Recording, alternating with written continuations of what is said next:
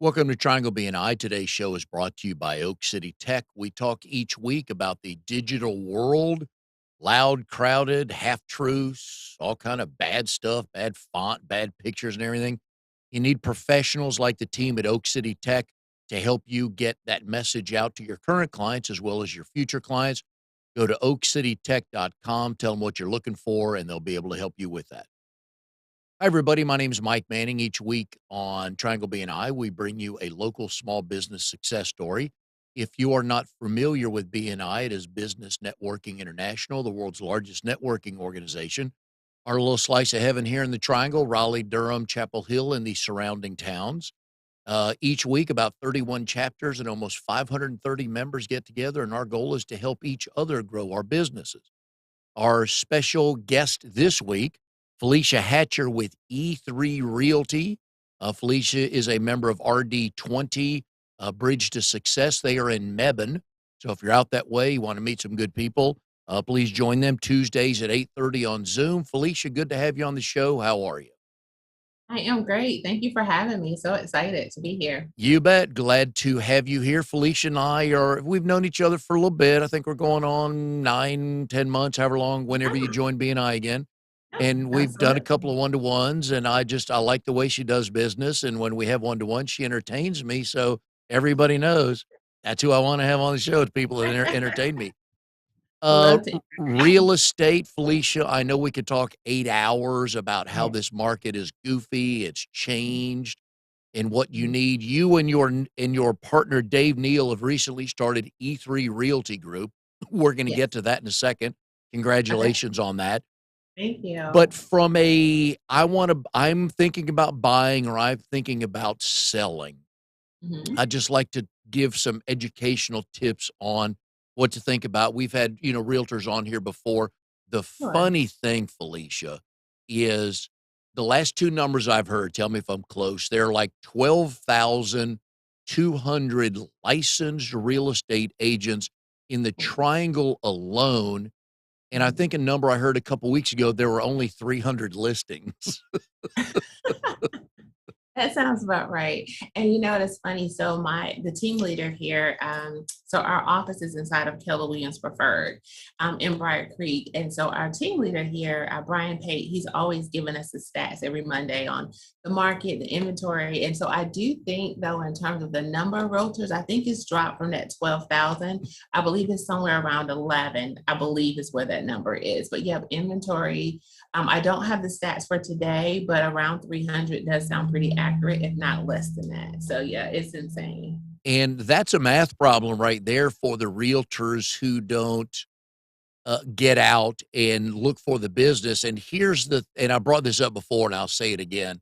I Mhm, find it humorous when mhm. somebody says, "Hey, I'm going to get my real estate's license. I just want to work part time, put a Yes, couple of signs in a couple of yards, the houses sell real fast."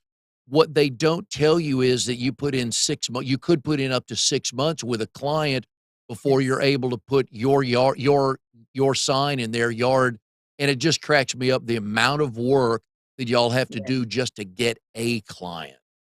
Absolutely. And you know, that's the thing too. And I think a lot of times people get caught up on the Facebook post, right? So we always post that, oh, we just went under contract or they closed, but you have no idea all the horror stories that it took us to get to that point. So it's this false perception that is really easy. And so many people will say, oh, I'm going to go get my license.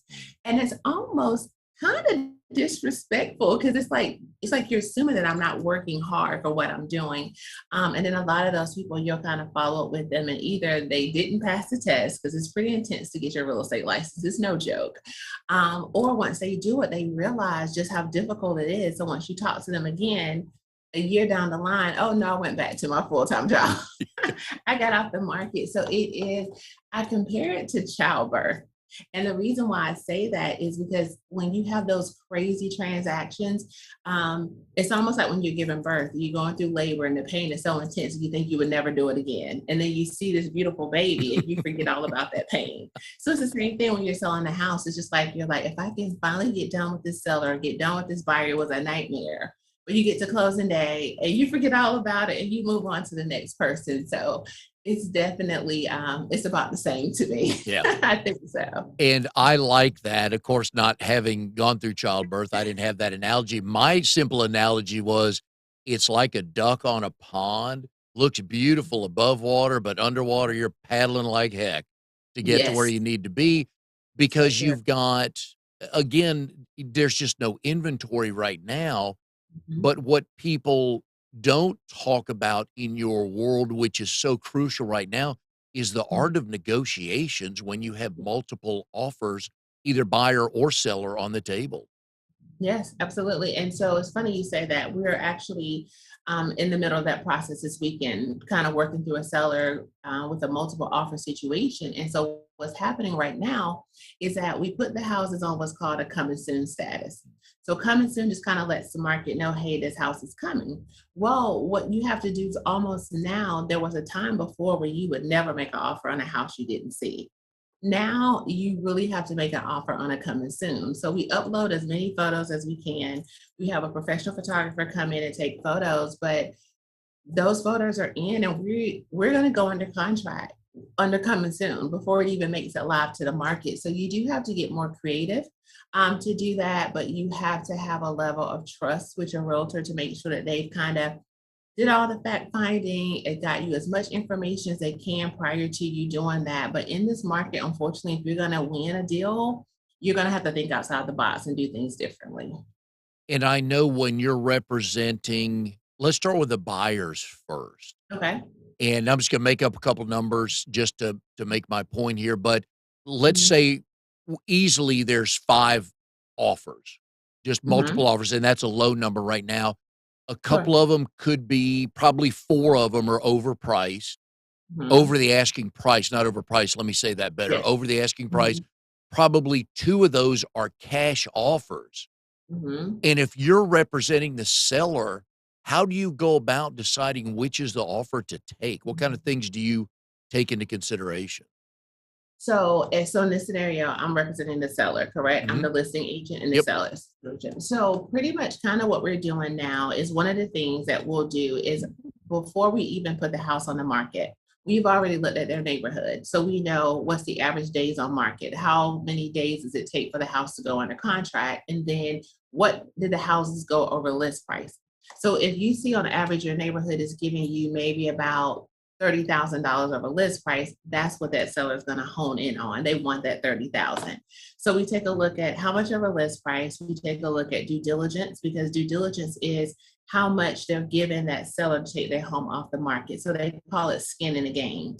The more money you put down, the more we know that once we start negotiating repairs, if something comes up, you're probably not going to back out because you're not ready to give up $30,000 or $20,000 that you put down. So you have how much they're going over list price, you have the due diligence, and then you also have the type of loan. And I kind of hate when I say that, but it is true because depending on that seller's motivation and their time frame. Or actually, here's a better example: investor versus non-investor. I have some sellers who do not want to deal with investors at all because they know that it's going to be a rental situation and there's going to be a lot of people coming in and out. So they want it to be the person's primary residence. So those are all the things that we're looking at with the offer. And then also we are looking at the type of offer because the type of offer is going to determine whether the seller is going to have to make repairs. And in this market, the seller does not want to make repairs. So they may, sway towards a conventional loan a little bit faster than maybe an FHA or a VA because they're going to have more repairs. But it really just comes down to what's important to them.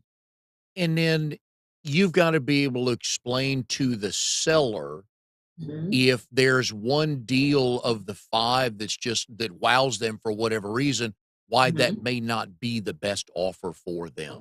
Absolutely. Yes, because people always think price, like price is the best, but it's not always about the price. There's several factors that are going to be playing in that part. So you have to kind of look at the whole offer as a whole, and you have to see what's the seller's motivation. Like we've won deals before where literally the seller needed a rent back. Like they were going to be closing on another property, but they need those proceeds.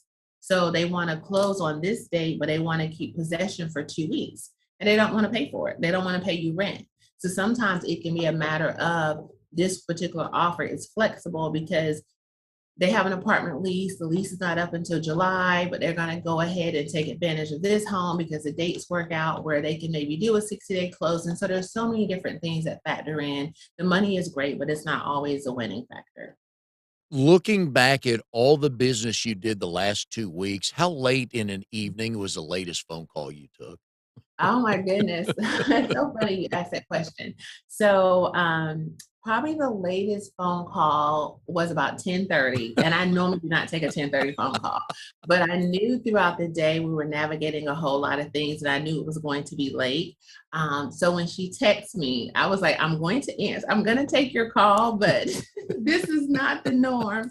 And but you know what the thing is, I love what I do. And Dave and I with this partnership, we both have such a heart for our clients. We really like, we talk all big and bad in a consultation. We're like, oh, after 7 p.m., we're done for the day. But literally, if somebody calls us after 7, we're going to take the phone call. Oh, yeah. Now, I try to have that work-life balance with my family, but my family's super supportive and they know how much I love my clients. So sometimes it's hard for me not to answer their phone call. It is, and because it's so competitive, and it may Yeah. be, you may be 3 weeks down the road on a deal, and that's one Yeah, last answer needed to be gotten, and you need to give it to absolutely. 'em, so Yeah, I mean, sometimes you literally like you cannot wait yeah. sometimes. So Oh, yeah. real estate is a very temperamental beast for sure. I don't know your partner, Dave. I give him immediate credit for partnering with you because 'cause I'm a fan of you, so we'll just leave that at Thank that. you. Now, Awesome. what made you decide to create E3 and why how did you and Dave come together? So actually, so Dave and I met over about a year ago, actually, and we our working relationship kind of developed a little bit more. He helped a lot with the Pretty in Pink project I do for my sister. So I think that's where our relationship kind of really solidified itself. And so our business goals are very aligned. The clients we work with, we're both very, a lot of referrals and spear heavy. So we align up in a lot of ways. And so different individuals had approached us about being on their team. And we always knew that we just are not meant to be on somebody else's team. So we were just chatting one day and we were like, what if we just combine forces? What would that look like? And so we kind of played with the idea for a little bit. Started kind of working some clients together just to see if we thought it would be a good fit. And it was just it was a no-brainer. So we were like, okay, we need to make this official. So that's E3. And we did, excuse me, our slogan is enrich, empower, and equity. So we're all about enriching our clients' lives, empowering them, talking to them about equity and generational wealth. So it was just a no-brainer. Alright, so you're outgoing and incredibly smart, so what does Dave bring to the table here? He has a smooth voice. His voice is very I like him even more now, yeah. his voice is smooth. But I tell people it's funny though. I always tell my clients, if you enjoy working with me, just imagine working with me times 1,000. There you So go, Dave right. is definitely my superpower for sure. And congratulations, now you have a work Thank husband, you. don't you? I work husband, Yeah. yes. I have 2 husbands now. I've had work wives before, and they actually work out pretty well as long as your spouse knows Yeah, them. absolutely. I'm enjoying it. Cannot Yep. complain. How did you guys land on the name E3? So that's interesting. So we kept kind of talking about what we wanted it to stand for and what kind of things are important. So we just kind of started just throwing out some names of just what we wanted to do for people. And so Dave has a financial background, so he always focuses on the equity, the generational wealth. This just that part of it. He's big on education before he even talks about what you're looking for. He's going to educate you. So we just kind of started throwing out just some of our key values. And so we were just playing around with ideas and we was like, okay, it's all E's and then three. And we were just like, you know what, E3 is pretty cool. So we love the just the concept of it. And, we're going to grow our team and we have this big vision and we didn't want it to be Dave, Neil, Felicia Hatcher Real Estate Group because it's kind of hard to get people on board to join your team when it has your name. But E3 is something that everyone can get behind. And it's something that as we grow, they're joining E3, not the Dave and Felicia show. So it was just kind of it was organic. And one of those things people don't talk about when they do finally sell their house, and you certainly probably not going to take them on as financial advisors, but Mhm, sitting with them, hey, with the proceeds, what are you mhm. trying to do? What goals you wanting to accomplish? So you can kind of help sellers that way as well. Absolutely, definitely so. I mean, we wear a lot of hats, we're helping you get your house ready, but we are also helping them navigate that next phase of life and kind of thinking about what are your next steps. And right now, the equity that they're gaining is it's unimaginable right now. Like literally, when we're working with someone in new construction and we see what they went under contract for versus what they closed for, that huge amount. Sometimes we're talking about 70 and $80,000 worth of equity when they sign the line. So we're always making sure that we are educating people, talking them through that process. And for sellers now, the biggest thing I'll get from sellers is they're like, well, we want to sell, but we're going to pay too much for a house. And I tell them, really, you're getting the best of both worlds because honestly, yeah, you are going to overpay for the house, but you're selling your house for way more than what you ever could have sold it for. So you got to kind of pick your battles and realize that, on one end, you're paying more, but on the other end, you're gaining. You see what I'm saying? So it's going to level itself out in the end. And I think I heard, and speaking of numbers in your world, last couple of weeks, that the average increase in the value of a house the last couple of years Mhm. is 13 to 18%. Is that Yeah, about around right? about 18%. Yep, Okay. it's around about 18%. Absolutely. And you never know. Obviously, we didn't see COVID come along, so you don't really know what's going to happen, but there's really no signs of anything slowing down for now, is there? No, not with Apple coming. I mean, we have so many. So one of the great things about our partnership that I love is we have tons of referrals. And so we have these great referral partners all throughout the country. So we get referrals from out of state all the time, and everyone is wanting to get close to RTP. Triangle, they want to be close to Apple. So I do not see this slowing down. We saw an uptick whenever Amazon opened their distribution center. I think it was maybe last year, the year before, out in Garner. We saw that. But then now with Apple coming here, and I think there's another tech company, I can't remember the name of it. I think it's like Simple Smart or Simple something. But it's another tech company that's looking at having a hub here in the RTP area. So as long as we have this growth, it is not going to slow down. And as a matter of fact, they still have this area ranked on like one of the top 5 places to live. So I don't see any slowdown coming anytime soon. Oh, I'm with you on that, and you'll probably eventually need to add another team member, I'm sure. Uh, Yes, absolutely. so you've been in the real estate world 13-ish years in one Mhm. form or another, right? So how Yes. does Mhm. young Felicia from Goldsboro get to be a killer real estate agent in the Triangle? Oh my goodness. Well, you know what? So I have been in real estate for a couple of years. I initially started in Atlanta on site for new construction. So new construction is my baby. I absolutely love it. But I got out of the market. I was in insurance and a couple other industries, and so real estate was always my passion. It was something I always knew I wanted to do. And so when I decided to go general brokerage, it was just a leap of faith. And I was like, you know what? I'm going to just leave corporate America, dive into this. And my sphere, I have such a great spirit that really wraps their arms around me and support me. So it was just an easy transition. I use the word easy a lot, and it doesn't sound fair sometimes because this job is not easy. This career is not easy, but I just have a great support system, and I am just very thankful that I have Raven fans, and I work really hard for them, and they see my heart, and they see that I care about the transaction, so it just translates to them referring more and more business to me. So that's how Felicia from Goldsboro gets it done. When you were growing up, was anybody in your family in the real estate world in any way, shape, or form? No, not in real estate, but my father is an entrepreneur by heart. So he's had so many jobs. My dad can just think of an idea and turn it into a business. And I'm talking about a successful business. So that's just one of the things, and I get that from him. Just that drive and that determination. And probably the closest, he did used to sell timber. So that was my first kind of experience, just kind of learning anything about land and how valuable timber is, and how valuable trees are. So I did get a little bit of education on that part of it. But no, I'm the first realtor in the family. So one and only. So it's been pretty good. Yeah, for now. So For now, from yeah. Goldsboro, what got you to North Carolina Central for college? So that's a interesting story. So when I graduated high school, I went to Wayne Community College. It's a local community college in Goldsboro.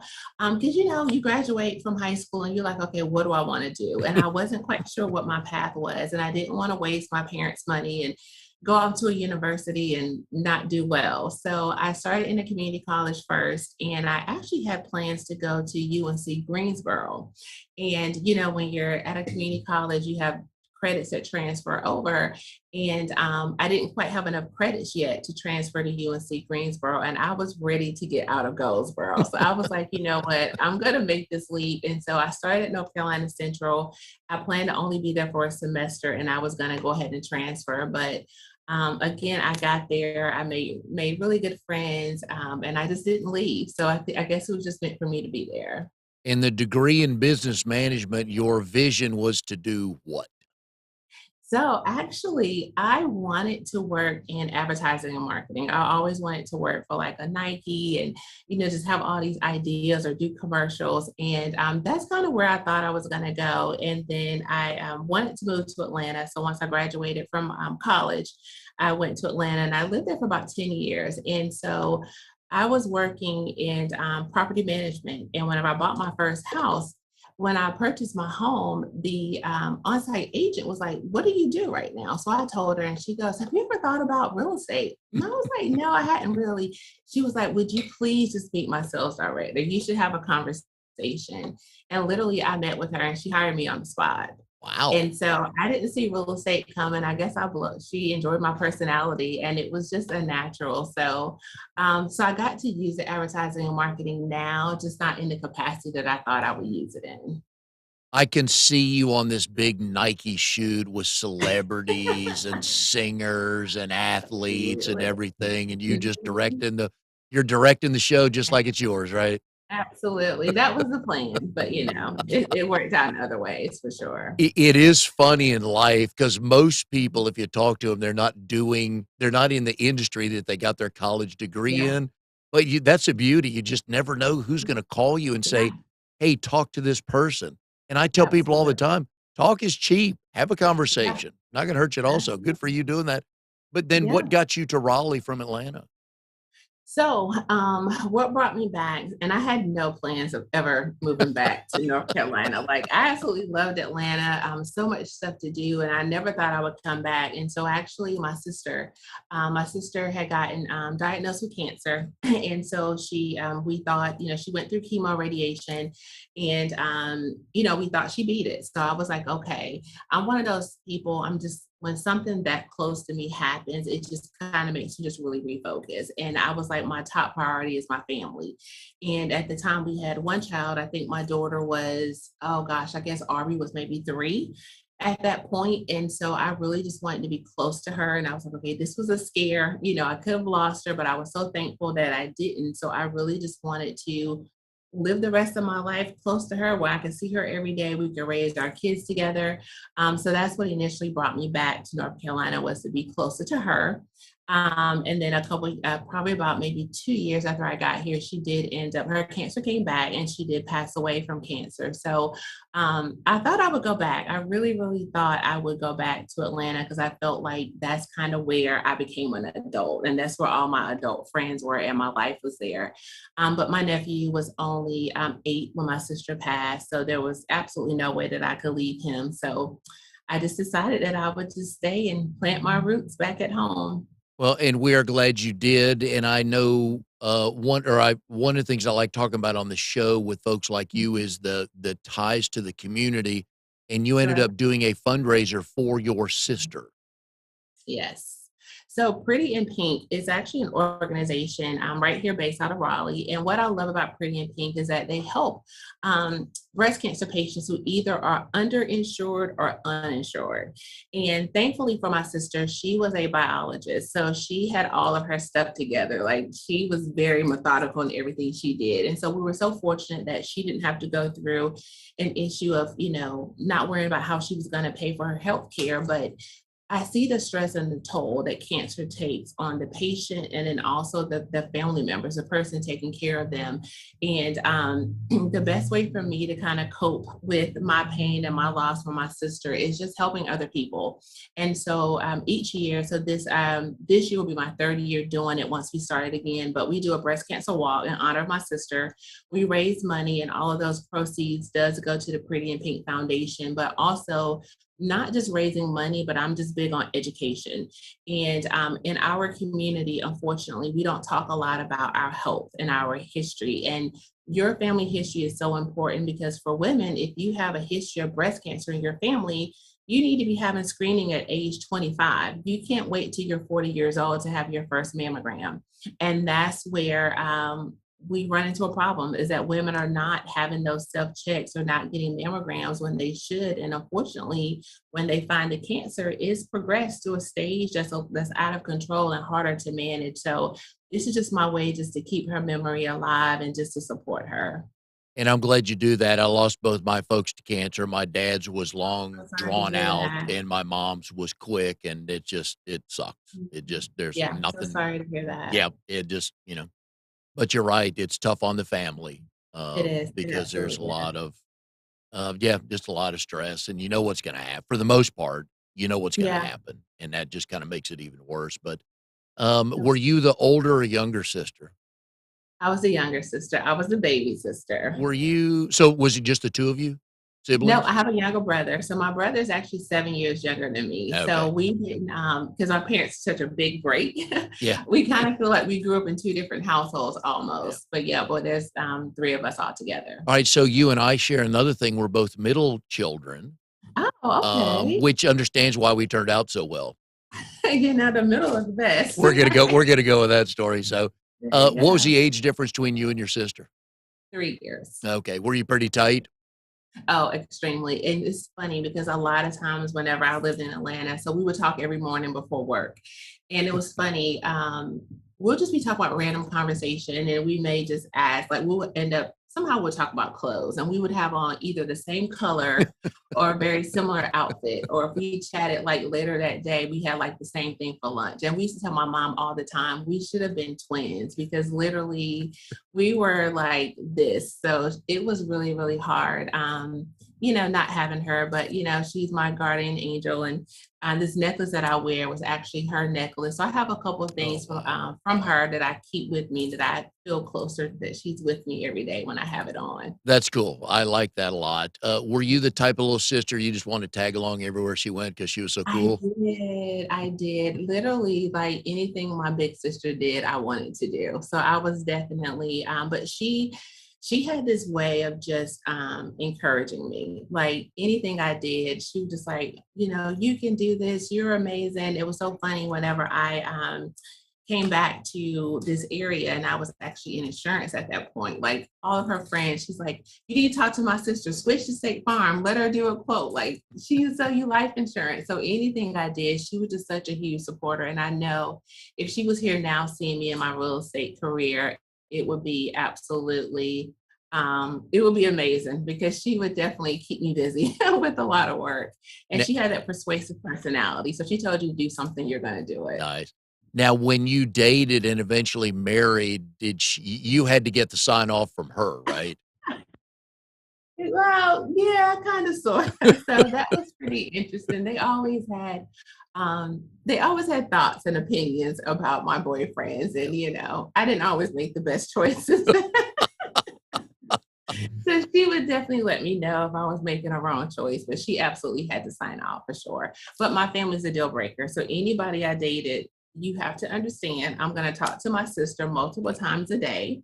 My aunt is a couple years, she was about maybe 5 years older than my sister, Mhm. and we grew up extremely close as well. So we was kind of like three peas in a pod. So it was me, my sister, and my aunt. So if you can't deal with us talking on a regular basis, you are not the guy for me. So I made that clear in the beginning. Oh, I think that's wonderful. Yeah, and what guy wouldn't, I want you It's see the like, smile hey, every day, right? I mean, why'd you not want there to you come home to go. that? So, now Why not? you have 2 daughters that are I do. there's what, 6 or 7 years age difference, right? Yes, yes. So I have a 13-year-old. Her name is Aubrey, and then my youngest is Taylor. She's 7.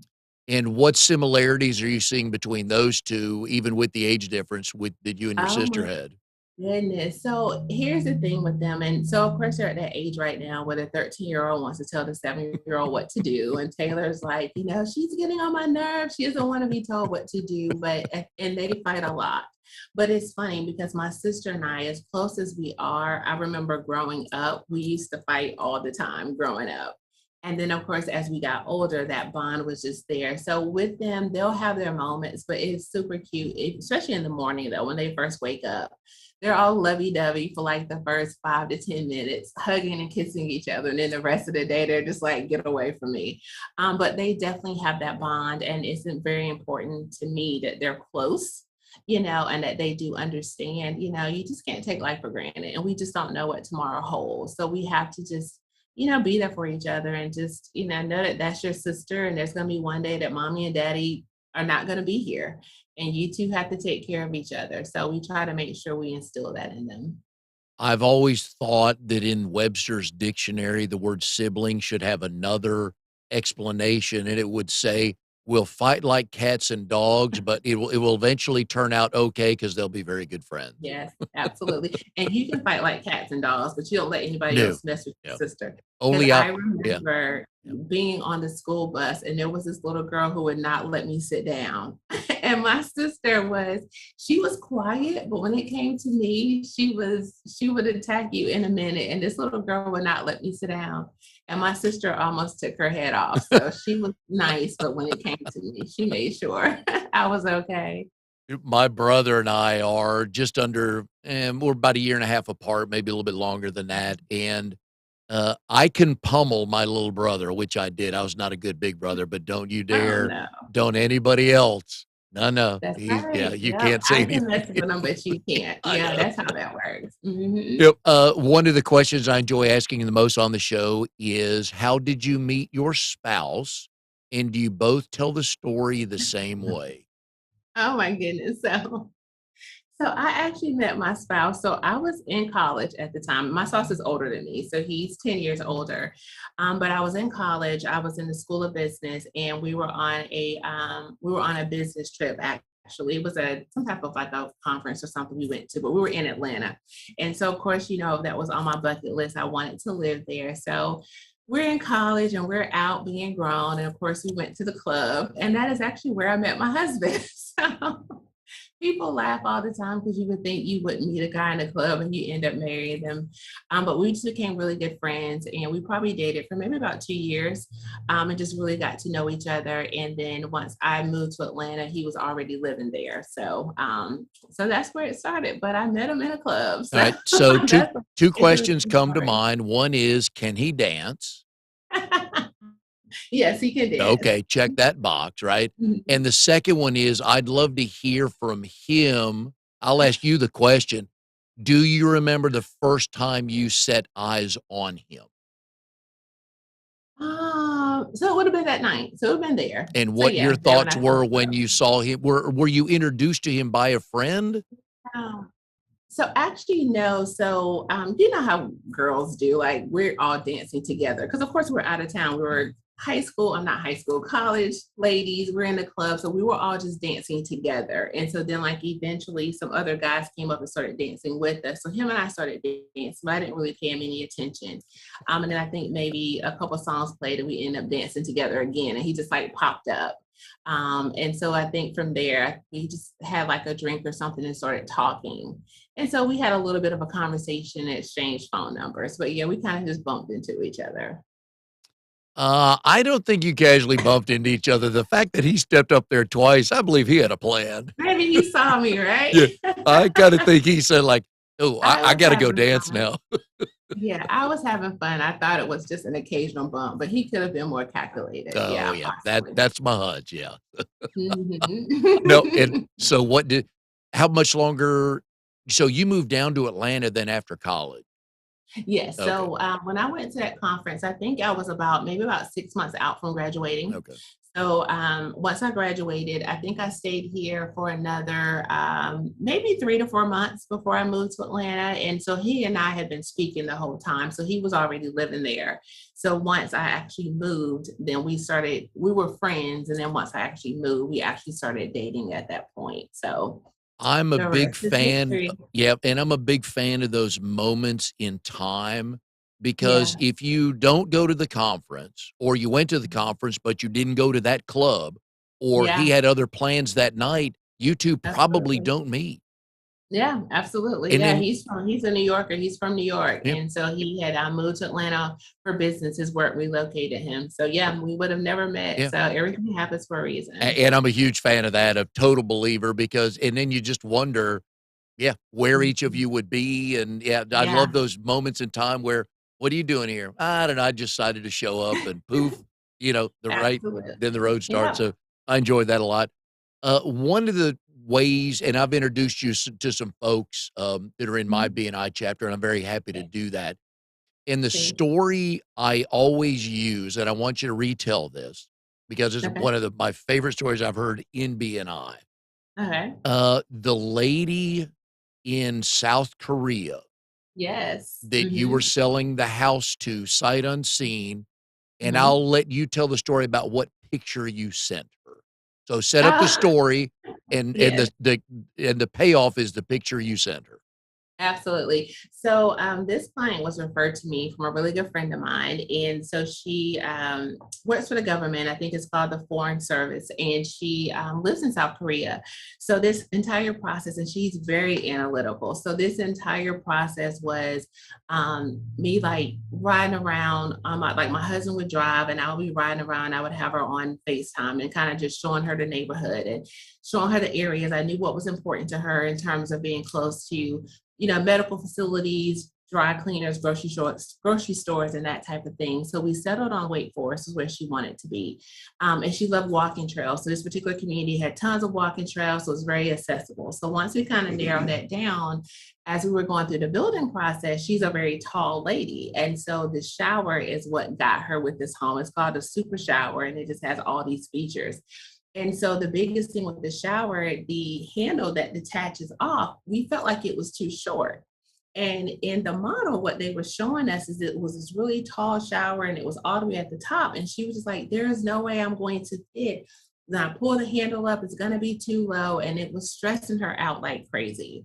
And of course, all of our interactions, everything was via Zoom. We did her pre-drywall inspection, all her inspections, her orientation, everything was just basically via Zoom with me holding my phone, taking her through the house. So she was having a lot of anxiety. I think we were maybe down to about a month before closing for the shower. So I had called the superintendent came over as well as the on-site agent. And so we got into her bathroom and I had him get into the shower. And I was like, I need you to stand here because he was about the same height she is. I said, let me take a photo of you. Take the handle off, act like you're taking a shower. I need her to have confidence in us that this is going to work out for her and that it's not going to be too big. So the photo that you're referring to, Mike, is a photo I shared in BNI when he's like this big guy is like standing in the shower and he had this look on his face of disgust. Like, he did not want to do it, but he knew he wanted that home to sell. And they did not get paid until they have this satisfaction survey done where the buyer gives, how was the process? They have to be able to check off, like give them tens on everything for them to get paid. So he knew his check was on the line. So I had to make sure he got in the shower. But once he did that, she was so excited and she was just happy that I thought outside of the box and I took that extra step just to make sure that she was happy and that she had a good experience. So, needless to say, when she got here and saw her home, she was absolutely in love with it.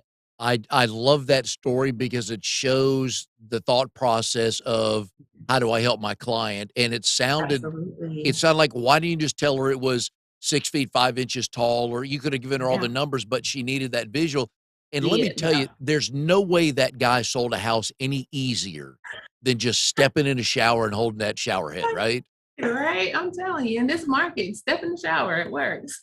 And so next time you have to deal with him and you say, "Hey, I need you to do this," he should not ask you any He'll questions. be on He board, should just do absolutely, and I come from new construction, so don't tell me you can't do it. I know what we can do in new it. construction, so it worked out Yeah. great. Now, anybody listening or watching that's wanting to get into the real estate world, I'm going to tell you how it's done, and Felicia is going to give you a story about her weekend. Okay, but before we do that, we talked at the beginning of the show about the relationships, how long it can take to develop a relationship for you to be able to put your sign in their yard. There's some work to it, like you mentioned 2 or 3 times. There's trust involved. Mhm. So if you want to know the sign of a good realtor, folks, here's a sign of a good realtor. Felicia, what did you do this weekend? So this weekend we had a house that's on the market, it's on a coming soon status. And so we actually plan on it going live on Wednesday was the plan. But of course, as you know, in this market, that doesn't happen. It doesn't take place. So they were out of town. And so we got the house on a coming soon status. We've been negotiating offers all weekend. So we're going to be able to get them wrapped up with a really great offer that's going to make them happy. Also, this weekend, we had a client who had a housewarming party. They closed with Dave last year. And so, he has this thing where they turned into clients, friends, and then family. And so now she is a part, or he is a part of her family. So he was invited to come out to her housewarming party to spend time with her. And then we have another client that is closing this Thursday, and it was her birthday. So she invited us to her birthday brunch. And she just got engaged that Saturday night. So we had like three things to celebrate: her birthday, her engagement, and the closing on her house on Thursday. So it's just a really great time just to have those connections. And, what's important to us is that we are starting this transaction with them as a client, but as you're spending time with them, you are becoming friends and you know what's important to them. And in the end, you are family because you spent that time together. And now with the transaction, you're not with someone for a month. You're usually in this process with them for at least about 4 to 6 months from start to finish. So that was our weekend and we enjoyed every second of it. And there's two morals to that story that I heard. One is people rarely invite strangers to their house or their There you family go. events. That's And the right. second thing is going back to that time frame with the client, you've talked about everything from their Mhm. wants to their money to their family to their hesitations on, I don't need this in a house. I don't need this in a neighborhood. So you know them real well, don't you? Absolutely. Absolutely. And that's why I always love the closing gifts. I think the closing gifts is like my favorite part of the transaction because they're always so surprised because as we're talking, you're learning like if they love to cook or you find out what's important to them. So when you put like this package together, and I'm big on baskets, I always like to do a basket because you can go have a gift made, but I like to do something that's personal. But I think probably my favorite is I have a client that closed last year. And so it was new construction. And him and his family, they went into the home and they wrote scriptures like on before they put the drywall up. So the framing inside of their house has all some of their favorite Bible verses on it. And so he had taken a photo and he sent it to me. And so I saved that photo. So for their closing gift, I had this really nice, it was a Lady Susan that was made, but I took his favorite scripture that he texted me that they wrote in the home and had that on this Lazy Susan. And so every time, and again, we're friends now. So I've seen them a couple of times. So it just warms my heart when I walk in and see this lazy Susan on their dining room table with that because it just means so much. It's a way for them just to kind of have that peace with them. But then every time they see it, they think about me, they think about the transaction, just how special it is to them. And folks, if you're thinking about wanting to hire a realtor, it's the little things that make the Thank difference. you. Felicia, this has been a blast having you on. I'm so happy for you and Dave with your E3 partnership. Look forward to Thank you. following that. And I know 2022 is probably going to be a success because y'all Absolutely. have probably put a lot of things into place already. Yes, we're off to a great start. We have a lot of support and we just have just a heart for our clients. And that's why we wake up every day. So it's pretty amazing. We've been during the show, we've been putting your phone number up there, and the website Awesome. is e3realtygroup.com. That's They correct. can go read about you, read about Dave, read about everything y'all have going on, and why they need to hire you as a realtor, basically, is what they're going to find out, right? Absolutely. Wonderful. Definitely can't go wrong. All right. Well, Felicia, thank you very much for coming on the show today. Had a lot of fun. Good luck with everything. And we will see everybody next time on Triangle BNI.